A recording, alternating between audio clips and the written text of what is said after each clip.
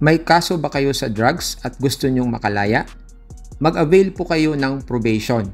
Pero bago kayo mag-avail ng probation, kailangan nyo munang mag-plea bargain sa ilalim ng Plea Bargaining Framework in Drug Cases na inimplementa ng Supreme Court pursuant to Administrative Matter No. 18-03-16 dated April 10, 2018. Pero bago natin i-discuss ang plea bargaining in drug cases, alamin muna natin, at least in a nutshell, kung ano ang ibig sabihin ng probation.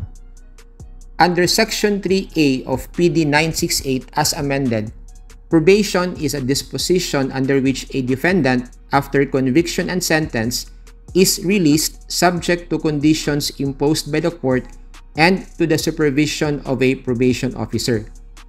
In other words, kahit na ikaw ay nahatulan at nasentensyahan na, hindi ka makukulong. Palalayain ka pero may mga kondisyones kang dapat tuparin ayon sa itinakda sa iyo ng hukuman. Isa sa ilalim ka din sa pangangasiwa ng isang probation officer para ma-monitor ka during your period of probation.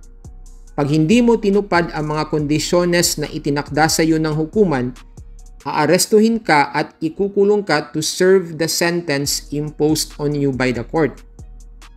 Now, ano ba ang purpose ng probation? Ayon sa Section 3 ng nasabing probation law, the purpose of probation is, letter A, to promote the correction and rehabilitation of an offender by providing him with individualized treatment. Letter B, to provide an opportunity for the reformation of a penitent offender which might be less probable if he were to serve a prison sentence. And letter C, to prevent the commission of offenses. Sa madaling salita, may susundin kang programa para matulungan kang magbagong buhay at para hindi ka na ulit gagawa ng anumang krimen. Question: lahat ba ng akusado sa droga pwede mag-avail ng probation? Hindi po. In relation sa discussion natin ngayon, makakapag-avail lang ng probation ng isang akusado sa droga kapag hindi lalagpas ng 6 years imprisonment ang kanyang sentensya. E paano yan, fiskal? Alam naman natin na ang parusa kapag napatunayang guilty ka sa pagbebenta ng illegal na droga ay life imprisonment. So it means hindi pwede mag-avail ng probation dahil obviously lagpas 6 years ang imprisonment. Tama po ba? Yes, tama po. That is why kailangang mag-plea bargain to a lesser offense whose penalty of imprisonment does not exceed 6 years. Ano ba ang plea bargain? Ang ibig sabihin ng plea bargain ay magpi-plead guilty ka o aamin ka to a crime which is necessarily included in the offense charged or at least connected with or related thereto. The purpose here is aamin ka to a crime that carries a lesser penalty of imprisonment para hindi na humaba pa ang sentensya mo.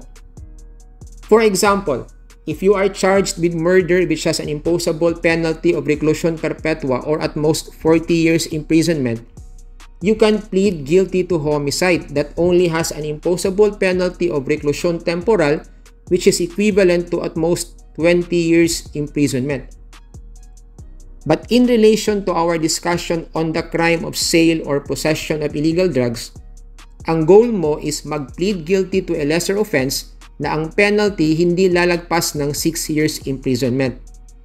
Now, kung ang kaso mo ay pagbebenta ng illegal na droga o nakuhanan ka ng illegal na droga in your possession, pwede ka pa rin mag-avail ng probation base sa plea bargaining framework ng Supreme Court.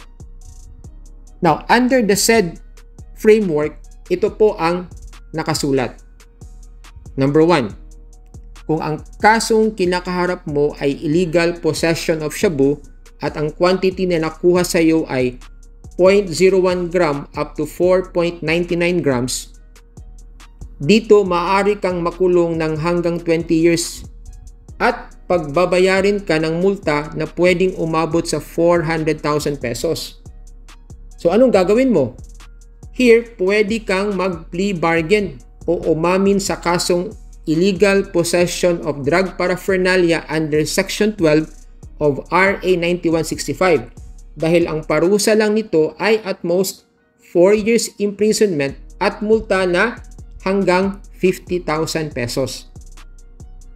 Number 2, kung ang kaso mo naman ay illegal possession of marijuana at ang quantity na nakuha sa iyo ay 0.01 gram up to 299.99 grams, maari ka ring makulong dito ng hanggang 20 years imprisonment at pagbabayarin ka ng multa na hanggang 400,000.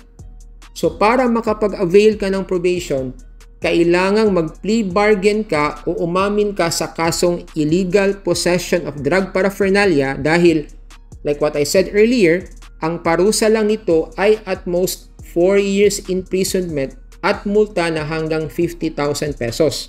So klarong-klaro na it is below 6 years of imprisonment. E paano fiscal kung 5 grams or more ang nakuhang shabu from your possession o di kaya 300 grams or more kung marijuana? Can you still avail of probation? Hindi na po, dahil hindi ka na pwedeng mag-plea bargain for illegal possession of drug paraphernalia under the said framework. Number 3, kung ang kaso mo ay pagbebenta ng shabu at ang quantity na binenta mo ay 0.01 gram up to 0.99 gram, life imprisonment po ang penalty at pagbabayarin ka ng multa na hanggang 10 million pesos. So para makapag-avail ka ng probation, pwede kang mag-plea bargain sa kasong illegal possession of drug paraphernalia pa rin na ang parusa lang ay, as what I said earlier, hanggang 4 years lang of imprisonment at multa na hanggang 50,000 pesos. Number 4, kung ang kaso mo naman ay pagbebenta ng marijuana at ang quantity na binenta mo ay 0.01 gram up to 9.99 grams, life imprisonment po ang penalty at pagbabayarin ka ng multa na hanggang 10 million pesos. So para makapag-avail ka ng probation, just like the other situations, pwede kang mag-avail ng or pwede kang mag-plea bargain sa kasong illegal possession of drug paraphernalia na, as I said, may parusa lang na hanggang 4 years imprisonment at multa na hanggang 50,000 pesos. Again, paano fiscal kung 1 gram or more ang shabu na binenta mo o di kaya 10 grams or more kung marijuana? Can you still avail of probation? Hindi na po, dahil hindi ka na pwedeng mag-plea bargain for illegal possession of drug paraphernalia under the said framework. Pero take note, ang plea bargaining po ay nakadepende pa rin kung papayag ang piskal sa proposal to plea bargain. Kung ang akusado po ay isang recidivist, habitual offender, o kilala sa komunidad na isang drug addict at basagolero, o dati nang nagparehab pero bumalik sa bisyo, o nasampahan na ng maraming kaso o di kaya malakas ang ebidensya ng pagkakasala, hindi po maaaring pumayag ang piskal at wala pong plea bargaining na mangyayari. Hindi rin po maaaring pumayag ang piskal kapag dati nang nag-avail ng plea bargain at probation for a previous drug case ang isang akusado. Meaning to say, isang beses lang po pwede mag-avail ng plea bargaining ang isang akusado sa droga. So yan lang po, at sa pamamagitan ng videong ito, sana nakapagbigay tayo ng impormasyon na makakatulong sa mga taong may kinakaharap na kaso sa illegal na droga. Thank you and see you in my next video.